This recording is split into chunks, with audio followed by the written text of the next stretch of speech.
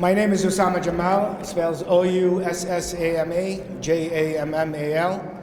I'm the Secretary General of the U.S. Council of Muslim Organizations. Today is the second annual National Muslim Advocacy Day on Capitol Hill. It was a day that American Muslims converged from different parts of the states around the country on Capitol Hill to first of all celebrate our democracy, to celebrate our inclusion in the society that we love, and to exercise our right as Americans to connect and meet with our representatives.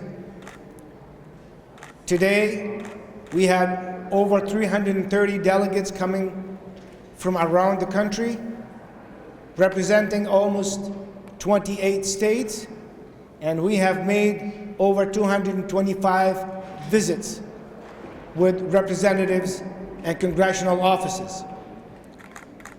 It was a great day for Muslims to engage with their representatives, discuss issues not only important to Muslims, but also to our fellow citizens and to America. Except one office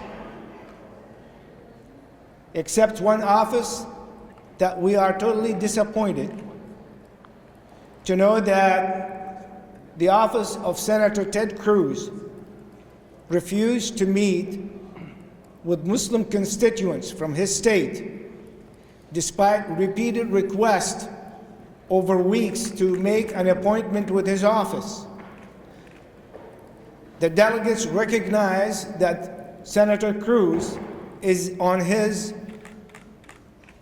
campaign trail as candidate for the presidency of the United States.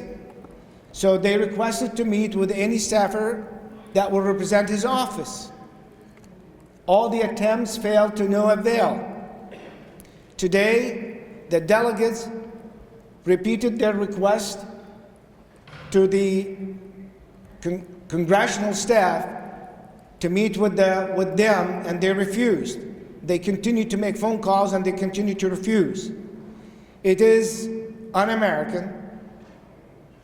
It is not befitting, which is a normal practice for a senator to open his or her door to their constituents, to meet with their constituents and talk about their issues, but also not befitting for someone who is running for the highest office in the country to be the President of the United States of America. Instead of uniting the people, is dividing the people, discriminating against constituents, and refusing his office to meet with his constituency. The U.S. Council of Muslim Organizations is unhappy with the practice of Senator Ted Cruz, nor the way that he and his congressional office have treated their constituents. Today we have with us here the delegates who visited Senator Ted Cruz's office, and they will talk about exactly what happened. We hope that Senator Ted Cruz will issue a statement regretting what happened and grant his constituency a date in his office to meet with them and to discuss with them the issues they wanted to discuss. This is only right. This is only American. This is only how a senator will earn his representation to the entire state of Texas. Otherwise, Senator Ted Cruz does not bring any hope to America with his presidential candidacy when he practiced discrimination against his own fellow citizens in his own state. With that, I will turn it over to the delegates to tell us about their own ordeal. Thank you. Good evening. My name is Alia Salem, first name spelled A-L-I-A, last name Salem, S-A-L-E-M. And I was one of the delegates who was president for the U.S. Council of Muslim Organizations National Muslim Advocacy Day as we visited the office of Ted Cruz earlier today. We made several attempts, as Oussama had explained, to try and connect with the office. They did not respond with anybody out of 30 staff members who exist in that office for 15 minutes of their time for people who have traveled all the way from Texas to meet their representative.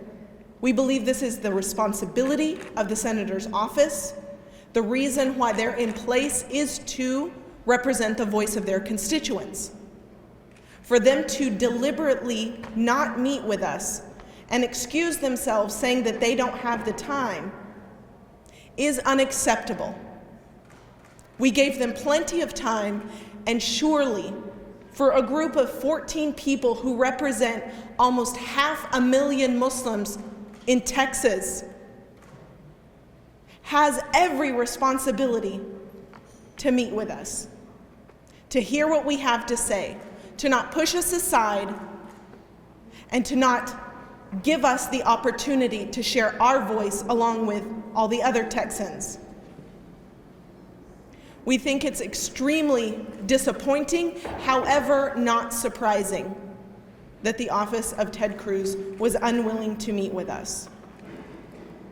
We would like to call upon his office, reiterate the call of Oussama Jammal, and say that we ask for an apology from your office for this kind of disrespect. This is indicative of what a Cruz presidency would look like. He has made it clear in the media what he thinks about Muslims, how he plans to treat them, and today, in his day job, he exhibited no less. So again, not surprising, but very disappointing for his Muslim constituency. Thank you. I can't answer.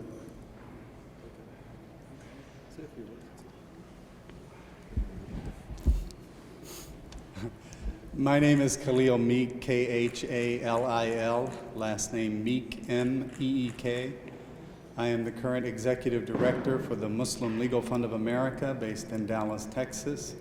I was among the delegates today who traveled all the way from Texas to share with Senator Cruz what 500,000 Muslims in Texas would like our state representative to know, our state senator to know, issues that everyone is talking about, issues about how we as Muslims can counter violent extremism, how we as Muslims can give back to society and poverty and food banks, and how we as Muslims can help the less fortunate with credit issues.